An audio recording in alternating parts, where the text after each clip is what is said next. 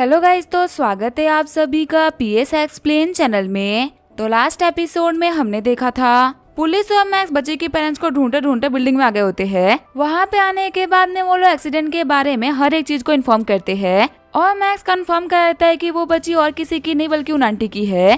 तभी वो आंटी पूछती है कि आखिर मेरी बच्ची कहाँ पे, मुझे अभी के उसके पास लेके चलो। मैक्स उनको बताता है कि आपकी बेटी लुलू अभी जिंदगी और मौत से लड़ रही है और शायद से अगर उसको ओ नेगेटिव ब्लड नहीं मिला तो वो मारी भी जाएगी, पर शायद से आपके लिए उसकी जान थोड़ी ना इम्पोर्टेंट है, आपके लिए तो यहाँ पे गैम्बलिंग करना ज्यादा इम्पोर्टेंट है। तभी वो आंटी बोलती है मेरा ब्लड ग्रुप ना ओ नेगेटिव है, मेरे को हॉस्पिटल लेके चलो, मैं अपनी बच्ची को बचा सकती हूँ।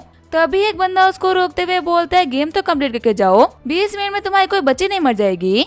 तभी मैक्स उस बंदे को चलाते हुए बोलता है कि अभी के अभी इनको छोड़ो, तुम्हारी किस्मत काफी अच्छी है कि मैं अभी जल्दी में हूँ, वरना तुम्हारी इस हरकत के लिए मैं तुम्हें ऐसे वो सिखाता ना कि तुम जिंदगी में आज के बाद में गैम्बलिंग करना ही भूल जाते। फिर वो हॉस्पिटल आने के बाद में वक्त रहते अपने बच्ची को ब्लड दे देती है, जिसकी वजह से उनकी बच्ची बच जाती है। आंटी बोलती है ऑफिसर आपका बहुत बहुत शुक्रिया मेरी बच्ची को बचाने के लिए।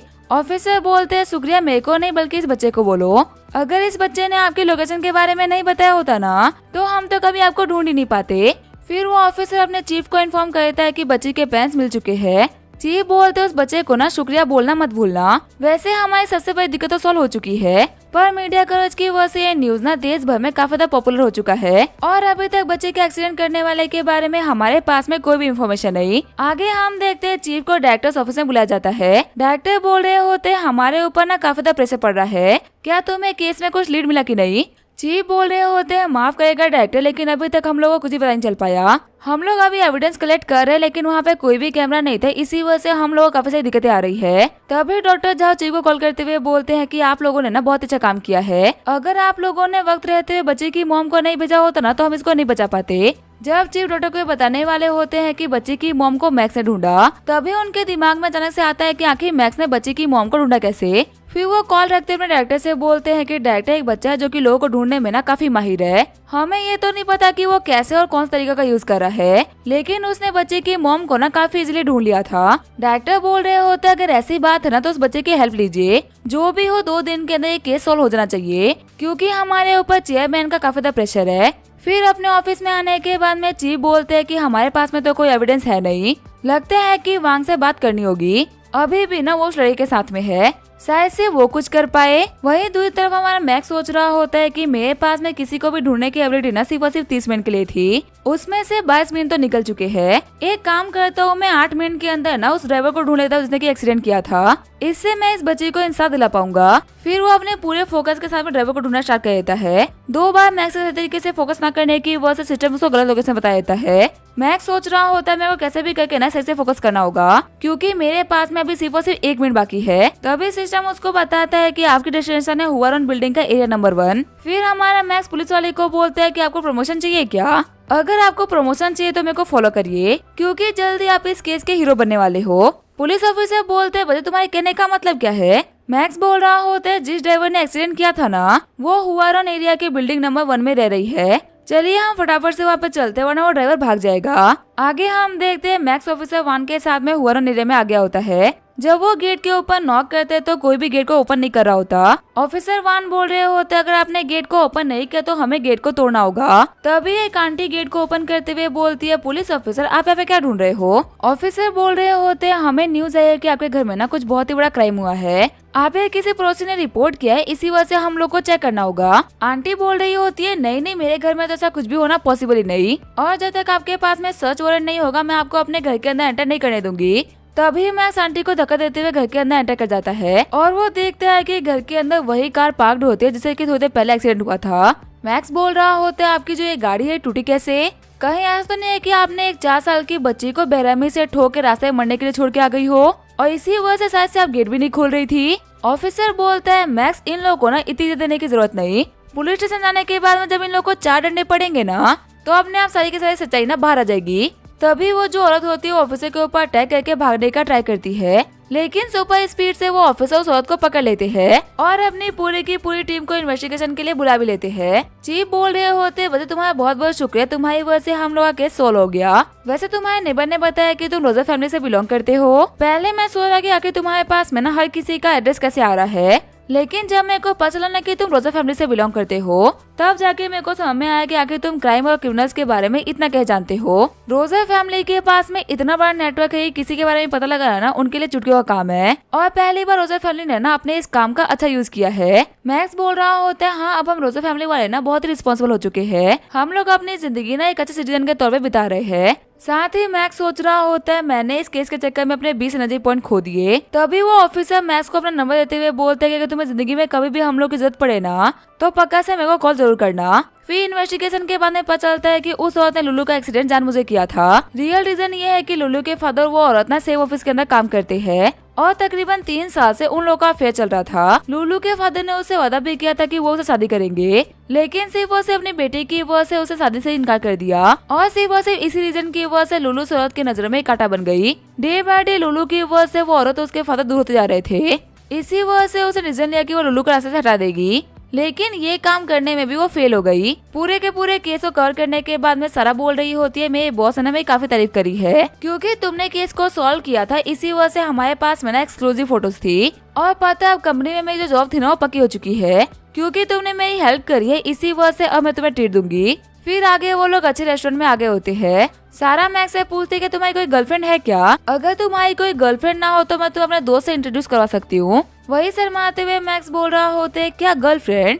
नहीं, अभी तो मेरे पास में कोई भी गर्लफ्रेंड नहीं। लेकिन तभी उसको याद आता है कि उसको सिस्टम से पॉइंट चाहिए। मैक्स बोल रहा होता है कि पॉसिबल होता तो मैं तुम्हारी सी लड़की को ना अपनी गर्लफ्रेंड बनाता। ये बात सुनने के बाद में सारा काफी शर्मा गई होती है। सारा बोलते, चलो आज मैं तुम्हें ना टेस्टी बियर टेस्ट कराती हूँ। तभी मैक्स बोलता है, मैं छोटा मैं बियर नहीं पी सकता। सारा बोलती है, हाँ मैं तो भूल ही गई थी। आगे हम देते हुए ड्रिंक करना स्टार्ट कर देते हैं और ड्रिंक करते करते सारा काफी टली हो गई होती है। सारा बोल रही होती है, मैक्स एक बात तो माननी पड़ेगी, तुम ना बहुत ही क्यूट हो। सिस्टम बता रहा होता है सारा कि आपको टच करने की वजह से आपको 8 एनर्जी पॉइंट मिलते हैं। आगे जो हमारा मैक्स होता है वो सारा को उसके घर पे छोड़ देता है और वो अपने अंकल को बताता है कि आज सारा ने ना एक बहुत ही बड़े केस को कवर किया है। इसी खुशी में उसने आज काफी ज्यादा ड्रिंक भी कर ली। अंकल बोलते हैं, मैक्स तुम्हारा बहुत बहुत शुक्रिया। सच में इस बच्चे को ना बिल्कुल भी अपना ख्याल नहीं। इसने इतनी ड्रिंक कर लिया, उसने सोचा भी नहीं किया कि इसको घर तक कौन छोड़ेगा। अच्छा हुआ कि तुम इसके साथ में थे, वरना आजकल के लड़के ना बिल्कुल भी अच्छे नहीं होते। फिर जैसे मैक्स अपने घर पे आता तभी उसकी मम चिल्लाते हुए बोल रही होती है, आखिर तुम स्कूल क्यों नहीं गए?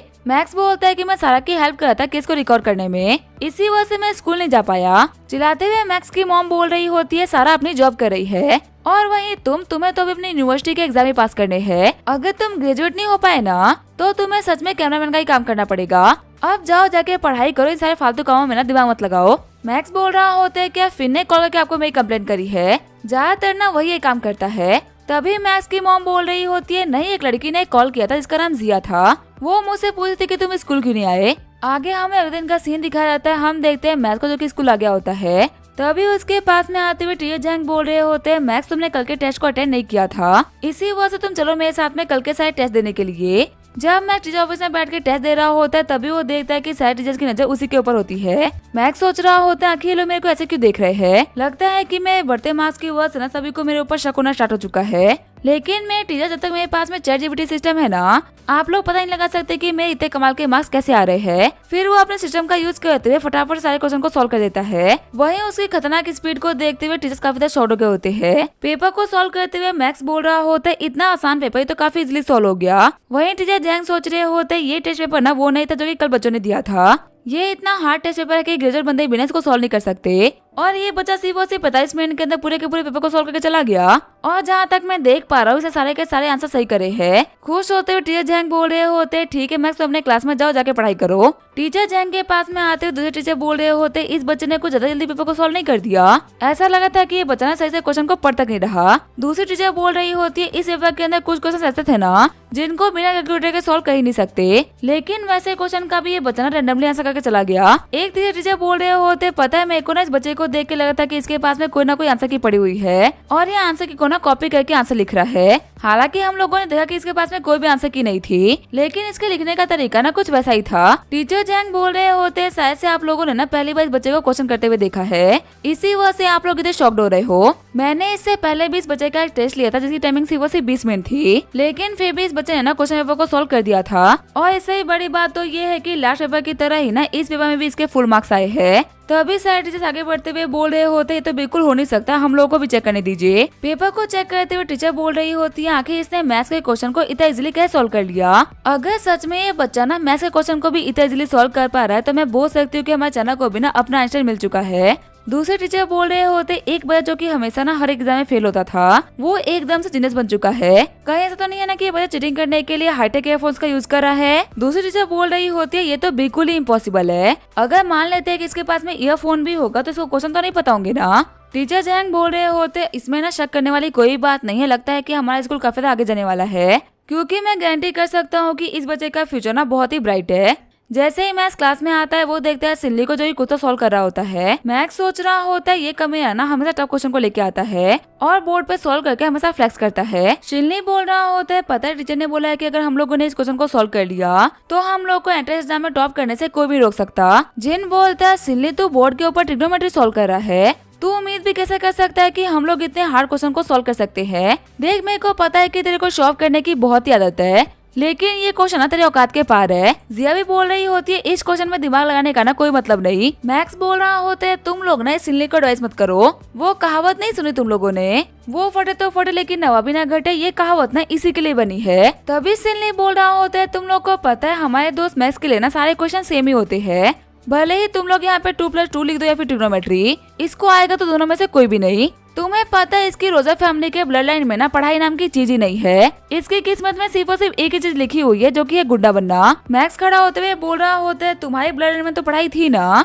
तो भी तुमसे तो क्वेश्चन सॉल्व ही नहीं हो रहा। देखते हैं कि मैं इसको कर पाता हूँ कि नहीं, फिर अपने आप ही क्लियर हो जाएगा कि हम दोनों में से कौन ज्यादा स्मार्ट है। फिर अपने सिस्टम को एक्टिवेट करते हुए मैथ्स क्वेश्चन को सॉल्व करना स्टार्ट कर देता है और थोड़ी ही देर के अंदर वो पूरे के पूरे क्वेश्चन को सॉल्व भी कर देता है। शॉक्ड होते हुए सिल्ली बोल रहा होता है तुमने ये कैसे किया। मैक्स बोल रहा होता है मेरे को तुमने खुद की तरह बेवकूफ समझा है क्या, हर किसी का दिमाग ना तुम्हारी तरह स्लो नहीं चलता। अगली बार तुम्हें कभी पढ़ाई में दिक्कत है तो बिना शर्म के ना मुझसे पूछ लेना, मैं तुम्हें पक्का से बता दूंगा। शिनली बोल रहा होता है लेकिन तुमने तो यहाँ पे बिना किसी फॉर्मूले के डायरेक्ट आंसर लिख दिया। मैक्स बोल रहा होता है देखो बहाने मत बनाओ, अभी वो लोग आगे कह ही रहे होते तभी वहाँ पे मैथ्स के टीचर आते हैं। टीचर बोल रहे होते तुम लोग एग्जाम्स आने वाले हो, तुम लोग पे बैठ के बहस कर रहे हो। तभी सिनली बोलते है टीचर मैंने एक बहुत ही टफ क्वेश्चन को सॉल्व करा था और सोचा था कि मैं सभी को सॉल्व करके इसको दिखाऊंगा, लेकिन देखिए ना मैथ्स ने ना बहुत ही तरीके से इस क्वेश्चन को सॉल्व किया है। बोर्ड को देखते हुए टीचर बोल रहे होते हैं मैथ्स तुमने इसको सॉल्व किया है, आखिर तुमने बिना किसी फॉर्मूले का यूज करते हुए इतनी बड़ी इक्वेशन को सॉल्व कैसे किया। ये तो बिल्कुल वैसे से कोई 1000 करोड़ की कैलकुलेशन अपने उंगलियों पे कर दे। ऐसी स्किल्स पूरी की पूरी हिस्ट्री में ना सिर्फ और सिर्फ कुछ जीनियस के पास थी। मैक्स बोल रहा होते है टीचर मैंने यहाँ पे एक फॉर्मूले का यूज तो किया था लेकिन मैं उसको यहाँ पे लिखना भूल गया। टीचर बोल रहे होते हैं ठीक है फिर जाओ जाके अपनी सीट पे बैठ जाओ। मैक्स सोच रहा होता है शायद टीचर्स को ना मेरे ऊपर शक है और मेरा डायरेक्टली क्वेश्चन को सॉल्व कर देना ना इन लोगों को शक को पक्का कर रहा है। अगली बार मैं क्वेश्चन को सॉल्व करते हुए ध्यान रखूंगा कि मैं स्टेप बाय स्टेप क्वेश्चन को सॉल्व करूं। क्लास में बैठा हुआ सिल्ली सोच रहा होता है ये कमीना मैक्स लुक्स ऑफ फाइटिंग में तो मुझसे बेहतर था ही, ऊपर से इसका सरनेम और इसकी फैमिली भी ना काफी कूल है। पढ़ाई वो इकलौती चीज थी जिसके अंदर मैं इसे काफी आगे था, पर अब ये चीटिंग करके ना उसमें मुझसे काफी आगे निकल चुका है। मेरे दोस्त वांग ने भी इसको सबक सिखाने का ट्राई किया था लेकिन इसने तो उसको ही पी डाला। अब वक्त आ चुका है कि मैं इससे अपना प्रभाव बदलूं और अब भले उसके लिए मुझे कुछ खतरनाक रास्तों का यूज करना पड़ेगा ना तो भी मैं करूंगा। फिर वो क्लास से बाहर निकलते हुए ब्रदर लियो को कॉल करता है। ब्रदर लियो बोलते हैं शिनली तुमने मुझे क्यों कॉल किया। शिनली बोल रहा होता है एक बंदा है जो कि क्लास में ना काफी दिक्कतें खड़ी कर रहा है, उस कमीने को सबक सिखाना था। लियो बोलता है थप्पड़ मारने का 2000 और इसी तरीके से पीटने का 5000। शिनली बोल रहा होता है बढ़िया से पिटाई करनी है, इसी वजह से मैं तुम्हें 5000 ट्रांसफर कर रहा हूँ, कल मुझे वो कमीना पिटा हुआ दिखना चाहिए। वैसे हाँ टारगेट का नाम है मैक्स डी रोजर्स। छुट्टी होने के बाद में फिन बोलता है मैक्स मुझे कुछ काम था इसी वजह से मैं दूसरे रास्ते से घर जा रहा हूँ, तुम जाते वक्त अपना ख्याल रखना। वही मैक्स को देखते हुए बंदा बोल रहा होता है बॉस के ये हमारा टारगेट है। लियो बोल रहा होता है हाँ यही है वो कमीना मैक्स डी रोजर्स, चलो बदस फटाफट से इस कमीने को घेर लो। ये बोलते हुए सभी के सभी मैक्स के सामने आ जाते हैं। मैक्स बोल रहा होता है क्या मैं यहाँ पे लॉलीपॉप बांट रहा हूँ जो कि तुम लोग यहाँ पे आके मेरे सामने खड़े हो गए हो। तभी जो लियो होते हो मैक्स के ऊपर अपने बैट से अटैक कर देता है, पर उसके अटैक को डॉज करते हुए मैक्स उसको बहुत ही खतरनाक मुक्का मारता है और सिर्फ एक पंच के अंदर ही लियो बेहोश हो गया होता है। मैक्स बोल रहा होता है कल घर देश जाने की वजह से ना मॉम ने मुझे बहुत ही डांटा था, तो अब जिस को मेरे हाथों से मार खानी है ना वो फटाफट से आगे आ जाओ क्योंकि तुम लोग के चक्कर में ना मेरे को घर लेट नहीं जाना। बाकी बंदे बोल रहे होते हैं लियो इतनी जल्दी हार गया, वैसे डरने की कोई बात नहीं है, हम लोग भी इतने कमजोर नहीं, हम इस कमीने की हड्डियां तोड़ देंगे। तभी जो मैक्स होता है वो एक एक करके उन सभी को पीटना स्टार्ट कर देता है। पीटते हुए मैक्स सोच रहा होता है मुझे अपनी स्ट्रेंथ को लिमिट में यूज करना पड़ेगा वरना इन लोगों को नजर लग सकती है। तभी उनमें से एक मैक्स के ऊपर फिर से अटैक कर देता है। मैक्स सोच रहा होता है ग्रैंडपा आखिर आपने मेरे को 8 साल की एज के बाद में मार्शल आर्ट को क्यों नहीं प्रैक्टिस करने दिया। अगर आपने मेरे को मार्शल आर्ट सीखने दिया होता ना तो आज मेरे को यहाँ पे एक भी डंडा नहीं पड़ता। तभी मैक्स के पास में आते हुए डिंग बोल रहा होता है लड़के तुम ना सच में फाइट करने में बहुत ही अच्छे हो, चलो फटाफट से हमारे हाथों से थोड़ी सी मार खा लो ताकि हमारा मिशन पूरा हो जाए। अगर तुमने ज्यादा हाथ पाँव चलाया ना तो हम तुम्हारे हाथ पाँव तोड़ देंगे। मैक्स बोल रहा होता है मैं कब से यहाँ पे तुम लोगों को हल्के से मारा था, ये सोचे कि तुम लोगों ने ना शायद मेरे ऊपर ऐसा अटैक कर दिया है, लेकिन अब जबकि मेरे को पता चल चुका है कि तुम लोग प्रोफेशनल गुंडे हो तो मैं भी तुम लोग को प्रोफेशनली ही मारूंगा। डिंग बोल रहा होता है लड़के हम में से एक को बेहोश करने के बाद में ना ये मत सोचना कि तुम भी ब्रूस ली हो, बड़ी बड़ी फेंकने से ना फाटे नहीं लड़ी जाती। ये बोलते हुए मैक्स के ऊपर काफी खतरनाक अटैक कर देता है, लेकिन तभी मैक्स उसके बैट को पकड़ते उसे गले से उठा देता है और बाकी बंदे मैक्स के ऊपर अटैक करना स्टार्ट कर देते हैं। मारते हुए बंदे बोल रहे होते हम इसको लोहे की बैट से मारे लेकिन फिर भी ये बंदा नहीं छोड़ रहा। तभी मैक्स डिंग के मुंह पे लगातार पंच मारना स्टार्ट कर देता है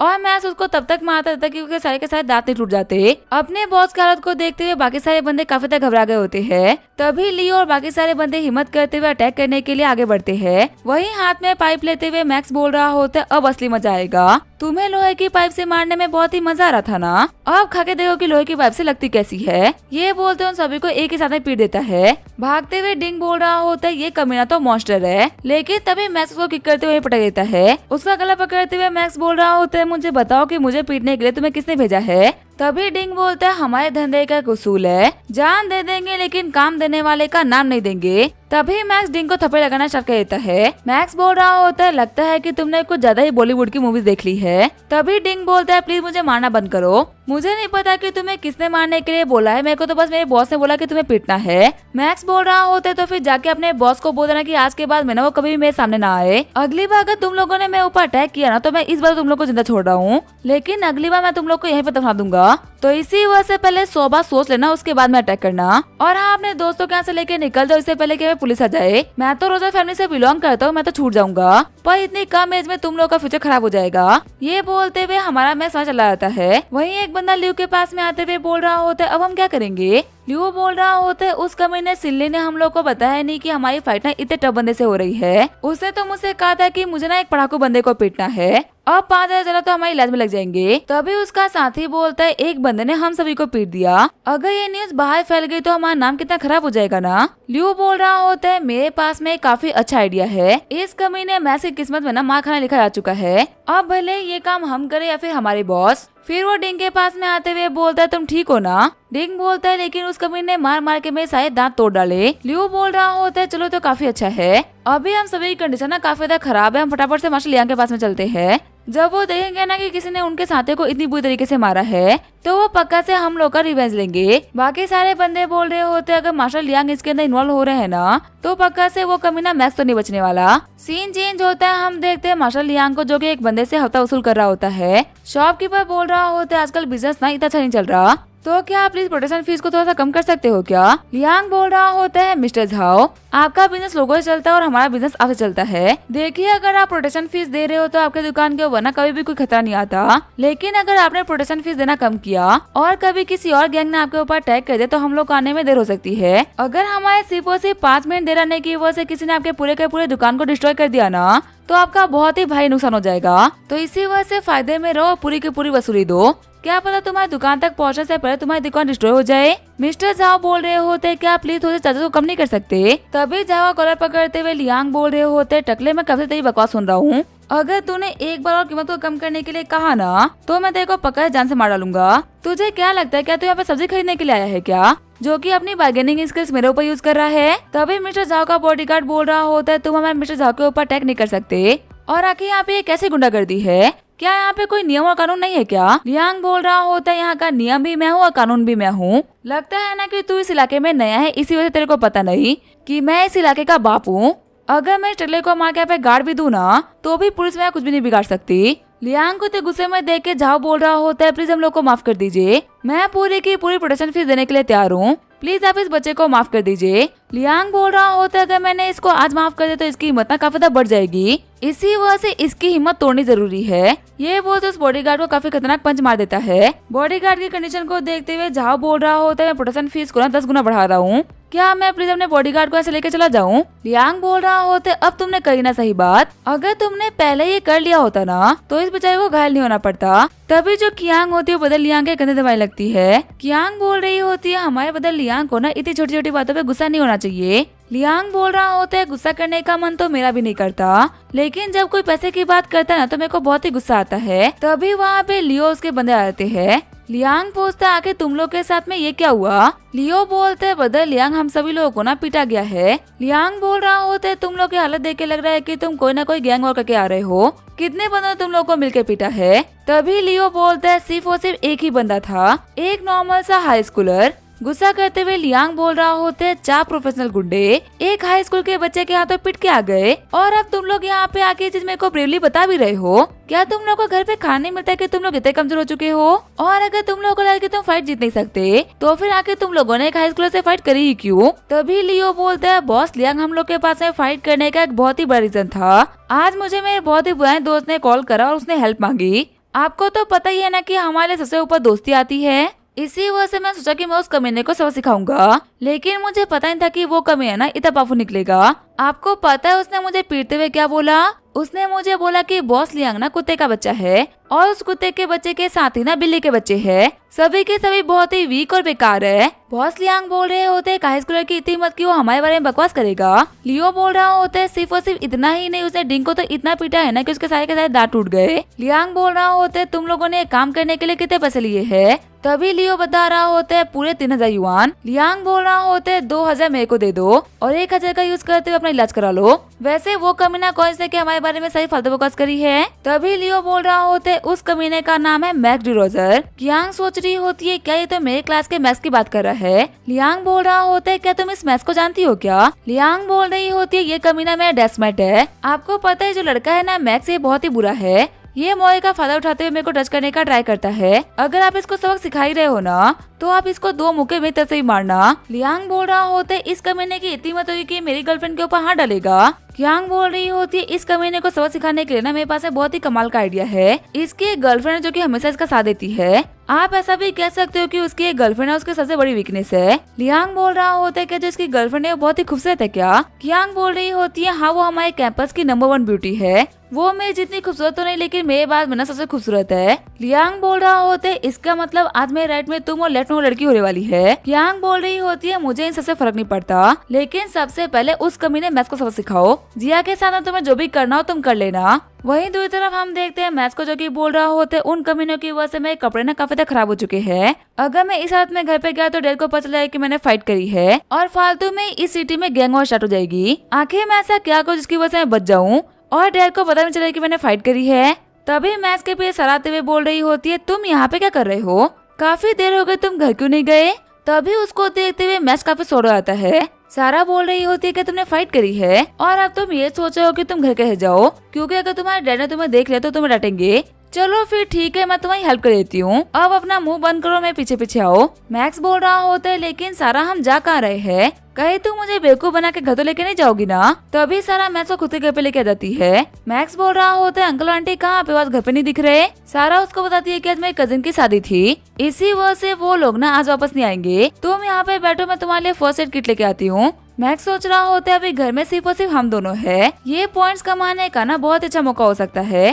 तभी सारा मैक्स के चेहरे के ऊपर ऑर्नमेंट लगाने लगती है। सारा मैक्स को बोल रही होती है, तुम अपना सर उतारो, मेरे को तुम्हारी बॉडी को चेक करना है। लेकिन तभी वहाँ पे बॉडी को चेक करते करते सारा मैक्स को किस कर देती है। सिस्टम मैक्स को बताता है कि आपको यहाँ पे किसकी वजह से 30 एनर्जी पॉइंट मिलते हैं। अभी उन दोनों के बीच में सिस्टम होने ही वाला होता है, तभी मैक्स के कंधे के ऊपर जोर का झटका लगता है। सारा बोलती है, मैक्स तुम ठीक तो हो ना? मैक्स बोल रहा होता है, मेरी पीठ के ऊपर ना काफी चोट रखी है, इसी वजह से मेरी पीठ बिल्कुल भी ठीक फील नहीं कर रही। जैसे ही सारा चेक करती है तो सच में मैक्स के पीठ के ऊपर काफी चोट रखी होती है। सारा मैक्स को बोलते है कि तुम्हें हॉस्पिटल जाना चाहिए, कहीं ऐसा ना हो कि इस घाव का इफेक्ट ना तुम्हारे बैकबोन में भी पड़ा हो। तभी मैक्स बोलता है इतनी भी गहरी चोट नहीं है, मैं ठीक हूँ। फिर सारा मैक्स की बॉडी के ऊपर ऑइंटमेंट लगाई जाती है। सारा बोल रही होती है थोड़ी देर के लिए शर्ट मत पहनना, इसको सूखने दो। वही मैक्स सोच रहा होता है इतने बेकार टाइम पे ही दर्द होना था क्या? आज नहीं तो कम से कम मेरे को 1000 एनर्जी पॉइंट का नुकसान हुआ है। चलो कोई बात नहीं, आज नहीं तो कल मेरे को फिर से एनर्जी पॉइंट कमाने का मौका मिलेगा और उस वक्त मैं बिल्कुल भी नहीं चुकूंगा। तभी वहाँ पे सारा के फोन के ऊपर कॉल आने लगता है। मैक्स सोच रहा होता तो चीफ एडिटर का कॉल है, पक्का से सारा के काम से रिलेटेड ना कुछ बहुत ही अर्जेंट होगा। फिर वो गेट के ऊपर नॉक करते हुए बोल रहा होता है सारा तुम्हारे फोन के ऊपर ना कॉल आ रहा है। वही शर्माते हुए सारा बोल रही होती है तुम यहाँ पे क्या कर रहे हो, मैं कपड़े चेंज कर रही हूँ। मैक्स बोल रहा होता है वो तुम्हारे फोन के ऊपर ना चीफ एडिटर भाई का कॉल आ रहा था, मेरे को लगा कि कुछ बहुत ही अर्जेंट है, इसी वजह से मैं यहाँ पे आ गया। तभी जो सारा होती है मैक्स को अपने कमरे में ले लेती है। सारा बोल रही होती है फटाफट से आके इस वार्डरोब में छुप जाओ। चीफ एडिटर बाई मेरी दोस्त जो कि स्टेशन के पास रहती है, अगर वो कॉल कर रही है इसका मतलब डैड सारी जल्दी वापस आ गए, वार्डरोब में छुप जाओ, जब तक मैं क्लियर ना करूँ कि डैड वापस आए हैं कि नहीं, बाहर मत निकलना। तभी हम देखते हैं घर के अंदर सारा के डैड आते हैं और उससे पूछते हैं घर पे कोई आया था क्या, क्योंकि उन्होंने किसी की बात करने की आवाज सुनी है। सारा बोल रही होती है मैं अपने दोस्त भाई से बात कर रही हूँ। सारा के डैड बोल रहे होते हैं मुझे यहाँ पे इतनी ज्यादा ऑइंटमेंट की स्मेल क्यों आ रही है, क्या तुम्हें चोट लगी है क्या? सारा बोल रही होती है हाँ टीवी स्टेशन पे काम करते हुए ना मेरे को चोट लग गई थी, इसी वजह से मैंने ऑइंटमेंट लगाया है। ठीक है डैड मैं जा रही हूँ सोने के लिए क्योंकि मेरे को सुबह टीवी स्टेशन जाना है। फिर वो गेट को बंद करते हुए मैक्स को बोलते है कि तुम बाहर आ जाओ, मैंने गेट को लॉक कर दिया है। सारा बोलती है मेरे डैड को ना बहुत जल्दी सोने की आदत है, वो पक्का से 2 मिनट के अंदर सो जाएंगे, उसके बाद में तुम घर जा सकते हो। वही आधे घंटे के बाद में हमारा मैक्स सारे घर से बाहर निकल गया होता है। मैक्स सोच रहा होता है मेरे को लगा था कि मैं अपनी जिंदगी को डिग्निटी से जीऊंगा, कभी भी छिछोरे और आवारा लड़कों की तरह ना बिहेव नहीं करूंगा, लेकिन आज देखो आज मैं कहाँ हूँ, मैं नंगा पुंगा होके चुपके चुपके लड़की के घर से बाहर निकल रहा हूँ। और कमाल की बात तो ये है कि मेरे को ये सारा काम करने में ना शर्म भी नहीं आ रही, मेरा ठरकी सिस्टम ना मेरे को ठरकी बना के रहेगा। अगले दिन हमारा मैक्स स्कूल वापस आ गया होता है। मैक्स को देखते हुए सिल्ली सोच रहा होते तो बिल्कुल ठीक है, तो फिर आखिर में 5000 लेके उस लू ने किया क्या? फिर वो कॉल करते हुए ल्यू के ऊपर चलाते हुए बोल रहा होता है मैंने तुम्हें कहा था ना कि आज मेरे को मैक्स दिखाना चाहिए, वो तो एकदम सही सलामत क्लास में बैठा हुआ है, लगता है कि तुम लोगों ने अपना काम नहीं करा। तभी ल्यू चिल्लाते हुए बोलता है मैंने ना तुमसे घटिया एम्प्लॉयर आज से पहले कभी नहीं देखा, सबसे पहले तुमने हमारे टारगेट की सही इन्फॉर्मेशन हम लोग को नहीं दी, इस कमीने के स्ट्रेंथ के बारे में तुमने हम लोग को पहले क्यों नहीं बताया। और हाँ तुम ना बिल्कुल भी टेंशन मत लो, हम लोगों ने ये काम अपने बॉस को दे दिया है, तुम्हारा काम हो जाएगा, हम तुम्हारे पैसे नहीं खाने वाले। हाँ पर अगली बार ना चला के बोलने से पहले 100 बार सोच लेना, 5000 रूपए में तुमने हमें कोई खरीद नहीं लिया है। शिनली बोलते हैं ठीक है मुझे माफ करना, मुझे बस इस कमीने मैक्स को कमजोर आचार देखना है, इसको सही सलामत देख के मेरे को सहन नहीं हो रहा। तभी सिनली के पास में आते हुए कियांग बोल रही होती है मेरे को लगा ही था कि मैक्स से नफरत करने वाले ना तुम ही हो, जो कि उसको पिटवाने के लिए गैंगस्टर को हायर कर सकता है। शिनली बोल रहा होता है आखिर तुम्हें कैसी बकवास कर रही हो, मैंने ऐसा कुछ भी नहीं करा। कियांग बोल रही होती है देखो यहाँ पे ना इनोसेंट मत बनो, मैं बॉस लियांग की गर्लफ्रेंड हूँ और मेरे सामने ही ल्यू ने सारी बातें बॉस लियांग को बताई थी, ऊपर से मैं भी चाहती हूँ कि वो कभी ना मैक्स मार खाए, मैंने भी अपनी तरफ से लियांग को भड़का दिया ताकि वो उस कमी ने मैक्स को ना इस तरीके से पीट दे, टेंशन मत लो मैक्स नहीं बचने वाला। वहीं दूसरी तरफ हम देखते हैं जिया उसकी दोस्त लंच करने के लिए जा रहे होते हैं। मैक्स उससे पूछते है जिया कि तुम कहाँ जा रही हो, तभी जिया उसको बोलती है मैं लंच करने के लिए जा रही हूँ, क्या तुम मेरे साथ में चलोगे? मैक्स बोलता है नहीं मुझे कुछ काम था। तभी जिया की दोस्त बोल रही होती है मैक्स को ज्यादा ही हैंडसम नहीं हो गया, लगता है कि मैंने कभी नोटिस ही नहीं करा कि हमारे क्लास का सबसे हैंडसम बंदा मैक्स है, ये इतना जेंटल और काइंड है ना कि कभी कभी भरोसा करना ही मुश्किल होता है कि गैंगस्टर्स की फैमिली से बिलोंग करता है। जिया बोल रही होती है मेरे को क्यों नहीं पता चला कि मैक्स और भी हैंडसम हो चुका है। तभी जिया का मजाक उड़ाते हुए उसकी दोस्त बोलती है इसी वजह से क्योंकि तुम दिन भर ना सिर्फ उसी को देखती रहती हो, इसी वजह से उसके अंदर आए हुए चेंजेस को ना तुम देख ही नहीं पाती, पूरी क्लास में सभी को पता है कि तुम मैक्स को कितना पसंद करती हो। शर्माते हुए जिया बोल रही होती है देखो तुम्हें फालतू बातें मत करो, हम सिर्फ और सिर्फ अच्छे दोस्त हैं। आगे हम देखते स्कूल की छुट्टी हो गई होती है और लियांग के बंदे स्कूल के बाहर वाली गली में उसका वेट कर रहे होते हैं। तभी एक बंदा बोल रहा होता है ब्रदर सैन, बॉस ने कहा था कि अगर हम लोग को मैक्स ना मिले ना तो उसकी गर्लफ्रेंड को उठा के लेके आ जाए, और वो देखिए वो रहे उसकी गर्लफ्रेंड जिया, वो बिल्कुल अकेली है, उसको उठाने का ना ये बेस्ट टाइम है।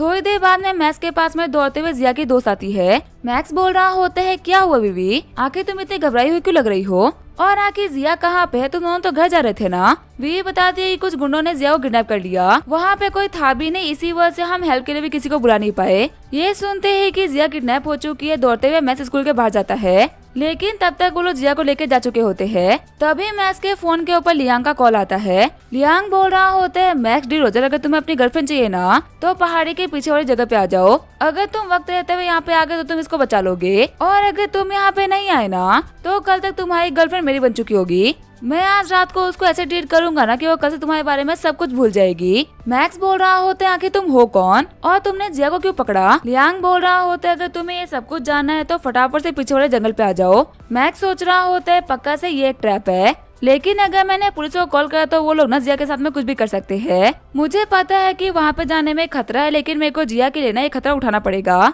फिर जो हमारा मैक्स होता है वो जंगल में आ गया होता है। मैक्स बोल रहा होता है, तुम्हें ऐसा हुआ था, मैं बिल्कुल अकेला आया हूँ, अब एक काम करो, तुम जिया को छोड़ दो। हंसते हुए लियांग बोल रहा होता है, तुम्हें पता है तुमने आने में ना पूरे 15 मिनट लगाए हैं, और अब 15 मिनट के अंदर मेरा मन चेंज हो चुका है, और मैं तुम्हें यहाँ पे पीटूंगा भी और तुम्हारे सामने तुम्हारी गर्लफ्रेंड के साथ मजे करूंगा। तुम्हें पता है मुझे ये काम करने में ना बड़ा ही मजा आएगा। मैक्स सोच रहा होते तो वही लड़के जिनको मैंने कल पीटा था, कल के मुकाबले यहाँ पे ना और भी ज्यादा बंदे हैं। आज मैं बिल्कुल भी फाइट करते वक्त ना होल्ड बैक नहीं कर सकता, क्योंकि जिया की जिंदगी की बात है। फिर जो हमारा मैक्स होता है वहाँ पे उन लोगों के साथ फाइट करना स्टार्ट कर देता है। लियांग बोल रहा होता है, मैक्स डी रोजर, सच में तुम फाइट करने में ना बहुत ही अच्छे हो। तुम यहाँ पे 10 बंदों से एक साथ फाइट कर रहे हो, वो भी तब जबकि तुमने कभी मसला ट्रेनिंग भी नहीं करी। उन लोगों को पीटते हुए मैक्स सोच रहा होता है, अगर मुझे मेरे ग्रैंडपा नहीं रोका होता ना तो मैं तुम्हें दिखाता कि आखिर मसला होती क्या है। तभी जो लियो होता है वो पीछे से मैक्स के पाँव के ऊपर अटैक कर देता है, और टकला बंदा उसके चेस्ट के ऊपर हिट करते उसको जमीन पे गिरा देता है। लियांग बोल रहा होता है, तुम इतना ही कर सकते थे, अब तुम्हारी सजा तो पूरी हो गई, अब तुम्हारी गर्लफ्रेंड की बारी।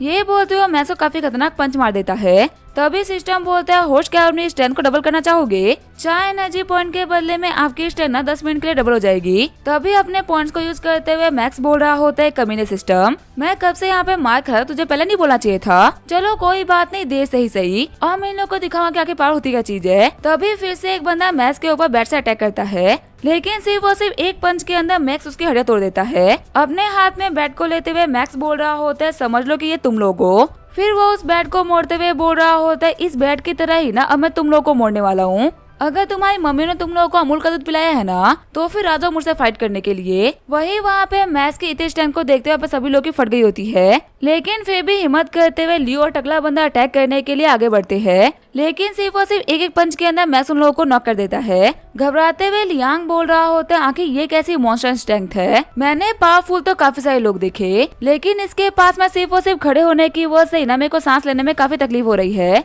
ऐसा लग रहा है कि इसकी एनर्जी इतनी डेंस हो चुकी है कि मेरे को घेरे जा रही है। भागते हुए लियांग बोल रहा होता है, तुम ऐसे मॉन्स्टर से फाइट करने का ना मेरे को कोई भी शौक नहीं, और वैसे भी मैं अनाथ हूँ, इसी वजह से मैंने कभी भी अमूल का दूध नहीं पिया। तभी उसका पीछा करते हुए मैक्स बोल रहा होता है, मेरी जिया के साथ में ऐसा बिहेव करने के बाद में तुम भागने की सोच रहे हो। मैक्स उसका पीछा कर ही रहा होता है, तभी वो अपने कार के अंदर बैठते हुए मैक्स को ठोकने का ट्राई करता है। लियांग बोल रहा होता है, भले ही तुम कितने ही पावरफुल क्यों ना होता, लेकिन तुम कार को तो नहीं रोक सकते ना। लेकिन सिर्फ और सिर्फ एक अटैक के अंदर मैक्स लियांग के कार की डिक्की खोल देता है। लियांग को बाहर निकालते हुए मैक्स बोल रहा होता है, जिया कहाँ है? तभी लियांग बोलता है कि वो गाड़ी की डिक्की में है। जिया के पास में जाते हुए मैक्स जिया को गाड़ी से बाहर निकाल लेता है। मैक्स बोल रहा होता है, मुझे माफ करना, तुम्हें काफी परेशानी हुई। तभी सिस्टम बताता है, होस्ट, आपके 4 मिनट पूरे होते हैं। मैक्स जिया को बोल रहा होता है, जिया तुम प्लीज घर वापस चले जाओ, उन कमीनों को सबक सिखाना ना बहुत ही इम्पोर्टेंट है, वरना वो फिर से तुम्हारे ऊपर अटैक करने के लिए वापस आएंगे। वह तो वो लोग भाग गए थे, लेकिन वो लोग ना ज्यादा दूर नहीं गए होंगे। जिया बोल रही होती है, मैक्स प्लीज मत जाओ। मैक्स बोल रहा होता है, ठीक है चलो मैं तुम्हें फिर से स्कूल लेके चलता हूँ, वहाँ पे अपने कपड़े ठीक करने के बाद में तुम अपने घर वापस चले जाना।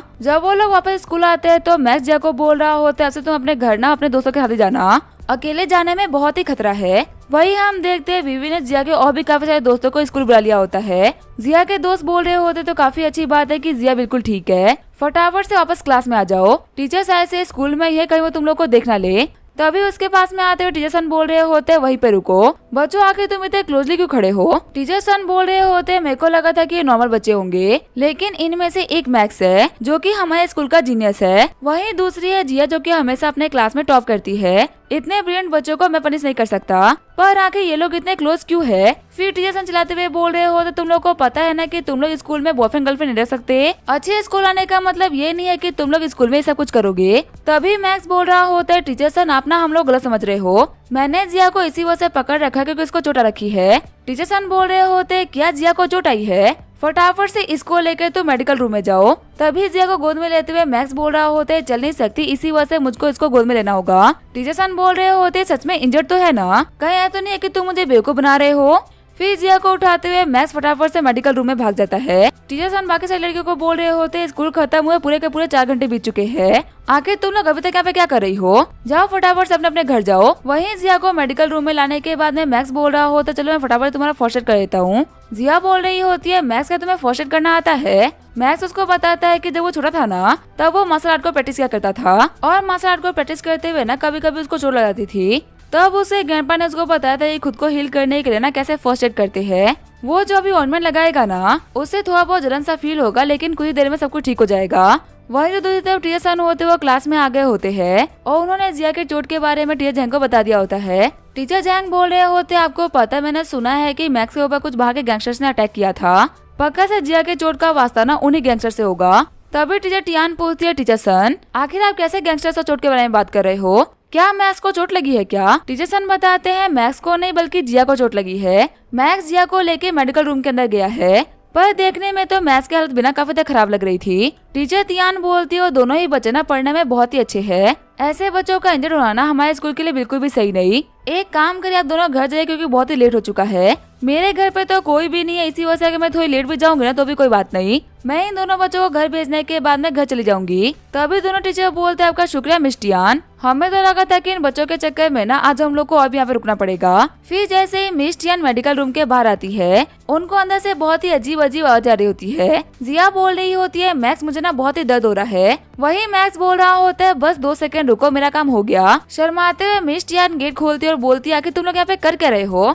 तभी वो देखती है कि मैक्स तो जिया को ऑन में लगा रहा होता है, यहाँ पे ऐसा कुछ भी नहीं हो रहा होता जैसा कि वो सोच रही थी। चिढ़ते हुए मिस टियान बोल रही होती है मैक्स तुमने ऐसा भी क्या कर दिया जिसकी वजह से जिया को चोट लग गई।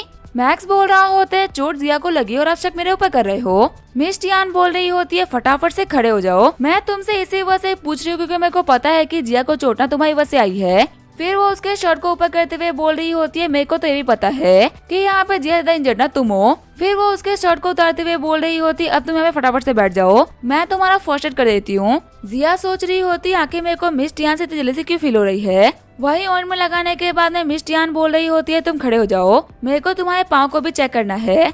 लेकिन तभी वो देखती है कि जो मैक्स है वो सो गया है। मिस टियान बोल रही होती है काफी ज्यादा थक गया था इसी वजह से बैठे बैठे सो गया। फिर जब मैक्स की आंखें खुलती है तो वो देखता है कि आधी रात हो गई होती है। घर जाते हुए मैक्स सोच रहा होता है लगता है कि मैं काफी ज्यादा थक गया था इसी वजह से मैं सो गया। तभी उसको दिखता है कि सेम रास्ते से सारा भी जा रही होती है। सारा के पास जाते हुए मैक्स बोल रहा होता है तुम्हारी टीवी स्टेशन की अभी छुट्टी होती है क्या। सारा बोल रही होती है पर तुम्हारे स्कूल की छुट्टी तो बहुत ही पहले हो गई थी, आखिर तुम अभी तक स्कूल ड्रेस में कैसे हो। तभी मैक्स सारा को देखते हुए बोल रहा होता है कि तुम इतने कमाल के ड्रेस में कहाँ जा रही हो। सारा बोल रही होती है सिर्फ और सिर्फ ड्रेस ही कमाल की या फिर मैं भी अच्छी लग रही हूँ। मैक्स शर्माते हुए बोल रहा होता है तुम तो बिना कपड़ों के बिना बहुत ही कमाल की लगती हो। तभी सारा उसको बोलती है कि ठीक है तुम घर जाओ, अपने दोस्त के साथ में पार्टी में जा रही हूँ। मैक्स बोल रहा होता है तुम्हारी जो दोस्त है वो लड़का है या फिर लड़की। सारा बोल रही होती है अगर लड़का हुआ तो कहीं हमारे लिटिल मैक्स को जलन तो नहीं हो रही ना। मैक्स बोल रहा होता है नहीं ऐसी बात नहीं है, ऐसे कपड़ों में ना तुम किसी को भी पसंद आ सकती हो। तभी सारा बोल रही होती है मेरी दोस्त ना आने ही वाली है, तुम खुद ही देख लेना कि वो लड़का है फिर लड़की। थोड़ी ही देर में उन लोगों के पास में आके करारी कार रुकती है। शॉक्ड होते हुए मैक्स बोल रहा होता है तो करारी कार है, मुझे कभी नहीं लगा था कि मेरे नेबर के दोस्त ना इतने अमीर होंगे। तभी गेट खुलता है, एक लड़की बोल रही होती है सारा लेट आने के लिए माफ करना। वही मैक्स बोल रहा होता है चलो ये तो एक लड़की है। सारा की दोस्त पूछती है सारा ये कौन है। सारा बताती है कि ये मेरा पड़ोसी है मैक्स डी रोजर्स। मैक्स दोनों से पूछता है कि आखिर इतनी रात को तुम दोनों कहाँ जा रही हो। सारा की दोस्त बोल रही होती है लगता है कि लिटिल मैक्स को ना खुद से बड़ी 2 लड़कियों की बहुत ही टेंशन हो रही है, अगर ऐसी ही बात है तो तुम हमारे साथ में चल सकते हो, मैं तुम्हें दिखाऊंगी कि बड़े लोगों की जिंदगी ना कैसी होती है। मैक्स सोच रहा होता है इतनी रात को अकेले बाहर जाना बिल्कुल भी सेफ नहीं, वैसे ही मैंने घर पे बोला था कि मैं लेट आऊंगा तो मैं सारा के साथ में जा सकता हूँ। ये बोलते हुए मैक्स गाड़ी में बैठ जाता है।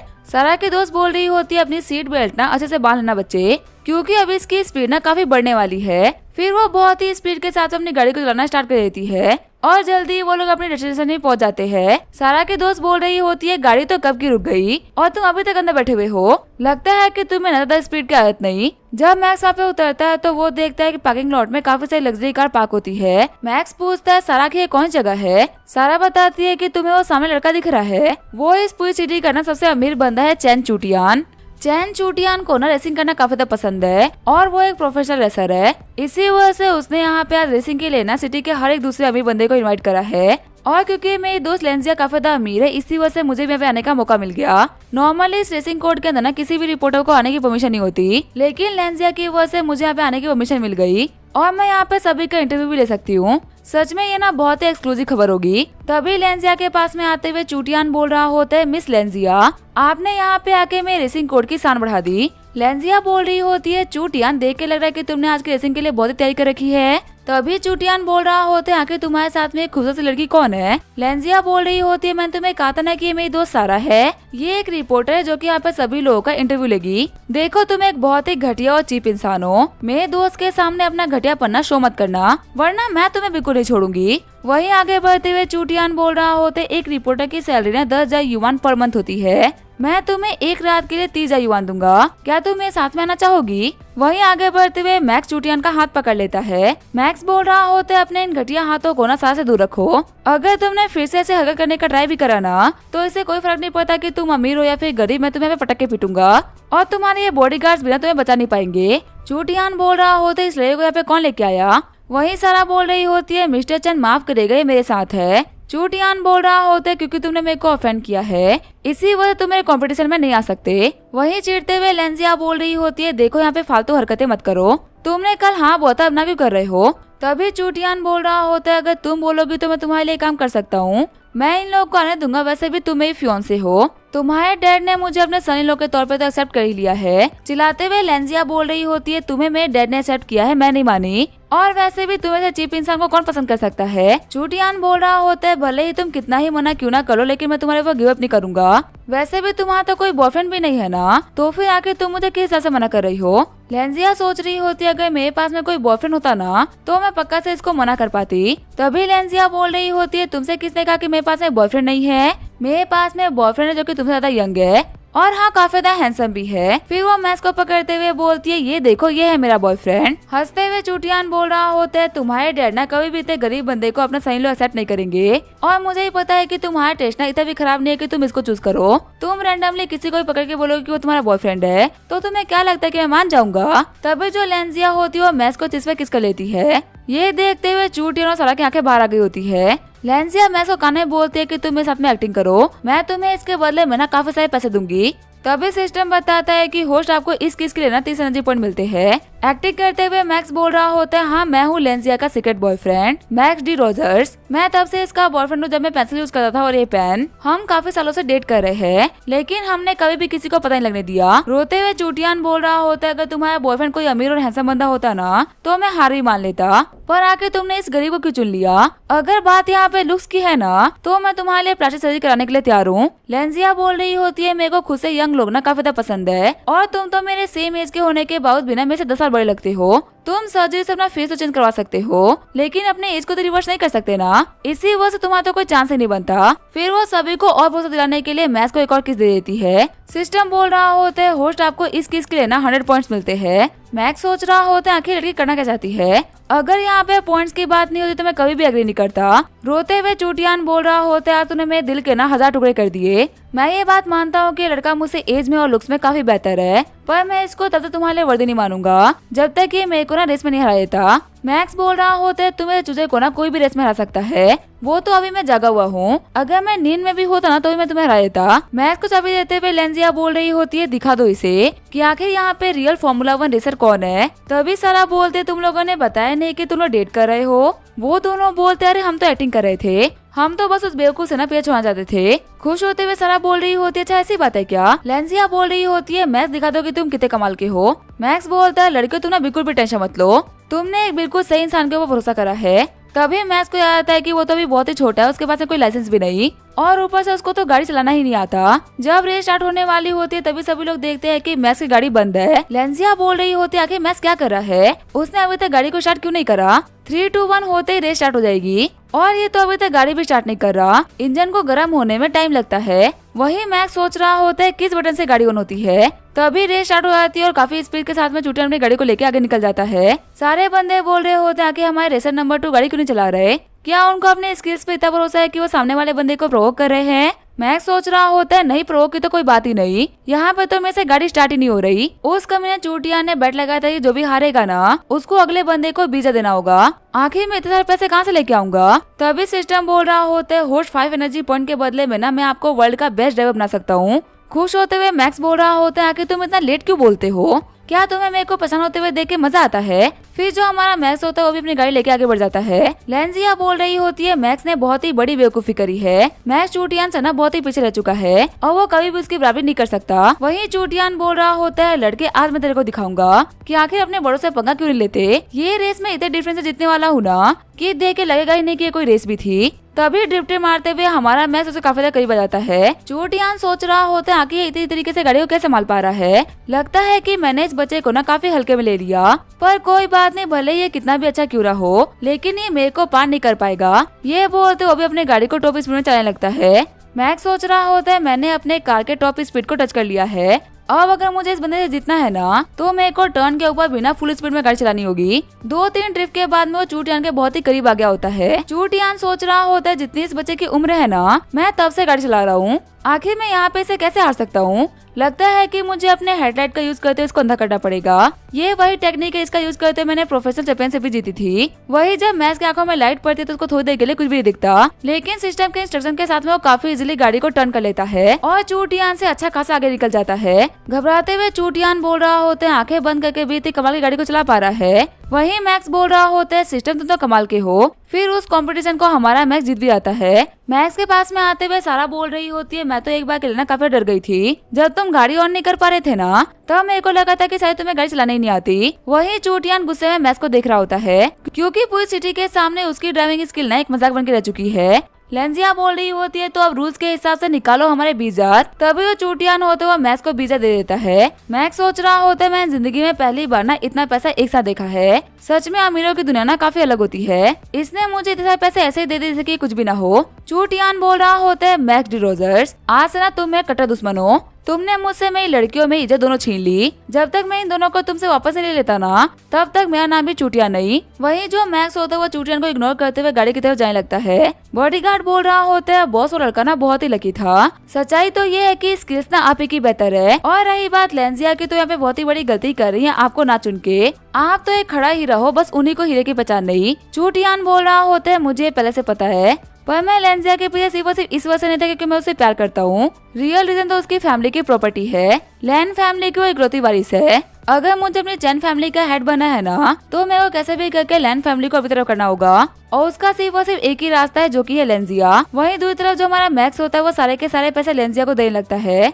लेंजिया बोल रही होती है मैं क्या करूंगी, इन पैसों को तुमने जीता, ये पैसे तुम्हारे हैं। शॉक्ड होते हुए मैक्स बोल रहा होता है लेकिन इतने पैसे का मैं क्या करूंगा। लेंजिया बताती है कि तुम इसको रख लो, अगर तुम इसको नहीं रखोगे ना तो मेरे को बहुत ही बुरा लगेगा। अपने जेब में पैसे रखते हुए मैक्स सोच रहा होता है मैंने सिर्फ और सिर्फ आज तक सुना था कि जेब में पैसा रखने की वजह से ना जेब गर्म हो जाती है, लेकिन आज पता चल रहा है कि जेब सिर्फ और सिर्फ गर्म ही नहीं होती बल्कि भारी हो जाती है। फिर लेंजिया बोल रही होती है मैक्स कैसा रहेगा कि तुम हम दोनों खूबसूरत लड़कियों को ना खुद घर छोड़ो। मैक्स सोच रहा होता है मेरे को तो ड्राइविंग सिर्फ 30 मिनट के लिए आई थी, अब तो मैं उसको भूल गया और एक बेकार चीज के ऊपर ना मैं 5 पौंड खर्च नहीं कर सकता। मैक्स बोलता है मेरे पास मेरा लाइसेंस नहीं है और तुम्हारी जो गाड़ी है वो करारी कार है, अगर इतनी महंगी गाड़ी को बिना लाइसेंस वाला बंदा चलाएगा ना तो तुम्हारा चालान भी उतना ही लंबा कटेगा। सराई बोल रही होती है हाँ लेंजिया हम काफी थक चुके हैं, मैक्स भी घर नहीं गया था इसी वजह से हम लोग को चलना चाहिए। लेंजिया बोल रही होती है जैसा तुम लोग बोलो, वैसे अगली बार तुम ऐसे मिलने के लिए जब भी आना ना मैक्स को पक्का से लेके आना। फिर जो लेंजिया होती है वो उन लोगों को उनकी बिल्डिंग के पास में ड्रॉप कर देती है।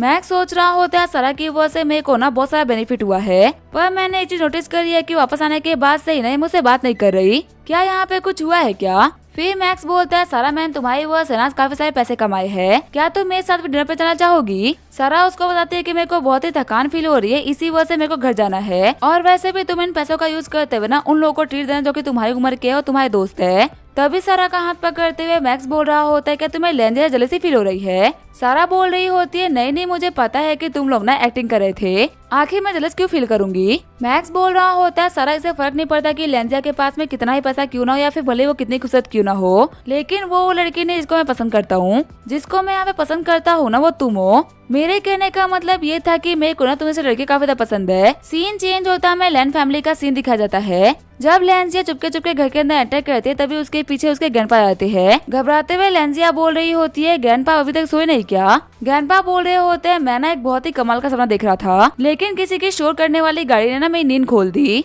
लेंजिया बोल रही होती है, कौन है वो बेवकूफ जो कि इतनी रात को इतनी खटारा गाड़ी को यूज कर रहा है? ग्रैंडपा बोल रहे होते, उस खटारी सी गाड़ी को ना तुम यूज करती हो, वैसे थोड़ी देर पहले मेरे को चूटिया ने कॉल किया था, चलो फटाफट से बताओ कि आखिर मैक्स डिरोजर कौन है? लेंजिया बताती है, ग्रैंडपा वो कोई भी नहीं, वो सिर्फ एक दोस्त है, मैं तो बस चूटियन का मजाक उड़ा रही थी। ग्रैंडपा बोलते हैं, इसका मतलब तुम चूटियन का टेस्ट ले रही थी, लगता है कि तुम फाइनली मेरी बात को मान गई और अब तुम चूटियन से शादी करने के लिए तैयार हो। फिर वो कॉल करते हुए बोलते हैं कि सही तैयारी करी जाए। तभी लेंजिया बोल रही होती है, ग्रैंडपा रुके, मैं तो झूठ बोल रही थी, मैक्स मेरा बॉयफ्रेंड है और उसी की वजह से मैं चूटियन शादी के लिए नहीं मान रही। तभी ग्रैंडपा बोल रहे होते हैं, बताओ उस मैक्स के पास में ऐसा भी क्या है जो कि वो हमारी फैमिली का सन इन लॉ बनने के काबिल है? चूटियन ने बताया कि वो तो एक बहुत ही यंग स्टूडेंट है जो कि अभी तक स्कूल में है, क्या तुम्हें लगता है कि वो लड़का हमारी फैमिली के हेरिटेज को संभालेगा? लेंजिया बोलती है, मुझे इसके बारे में तो नहीं पता। फिर उन दोनों के बीच में काफी लंबी चौड़ी बहस स्टार्ट हो जाती है। तभी वहाँ पे लेंजिया की एल्डर सिस्टर सन आ जाती है। रोते हुए लेंजिया बोल रही होती है, सिस्टर सैन मेरे को ना ग्रैंडपा डांट रहे हैं। सैन बोल रही होती है, क्या हुआ ग्रैंडपा, आखिर आप लेंजिया को डांट क्यों रहे हो, इसे कुछ गलत किया क्या? ग्रैंडपा बोल रहे होते, ये लड़की ना एक बिलियनर को छोड़ के एक हाई स्कूलर को डेट कर रही है और मेरे पूछने पे कि आखिर वो लड़का कौन है मेरे को सही तरीके से बता भी नहीं रही। शेनशन बोल रही होती है, भले ही कुछ भी क्यों ना हो ग्रैंडपा, लेकिन ये है तो बच्ची ही ना, आप इसको ऐसे डांट सकते। और रही बात उस कमीने चूटियान की, तो वो तो मेरे को भी नहीं पसंद, अपनी छोटी बहन को मैं उस कमीने से शादी नहीं करने दूंगी। लेंजिया ही बोल रही होती है, इसी वजह से मेरे को वो कमीना चूटियान नहीं पसंद। ग्रैंडपा सोच रहे होते, लेंजिया तो बेवकूफ है लेकिन शेनशन समझदार है, अगर वो बोल रही है कि चूटियान सही नहीं है इसका मतलब चूटियान सही नहीं होगा। ग्रैंडपा बोल रहे हो तो चलो ठीक है, मैंने मान ली तुम्हारी बात, नहीं कराऊंगा मैं चूटियान से तुम्हारी शादी, लेकिन कम से कम तुमने नए बॉयफ्रेंड से मेरे को मिलाओगी तो सही ना। ग्रैंडपा और शेनशन साथ में बोल रहे होते, हमें देखना है कि आखिर लैन फैमिली का होने वाला सन इन लॉ है कैसा। वहीं लेंजिया सोच रही होती है, माफ करना मैक्स, लेकिन अब ना तुम दो डिमन के बीच में फंस चुके हो, अब इसका क्या होगा हम देखेंगे नेक्स्ट एपिसोड में। तब तक के लिए वीडियो देखने के लिए थैंक यू।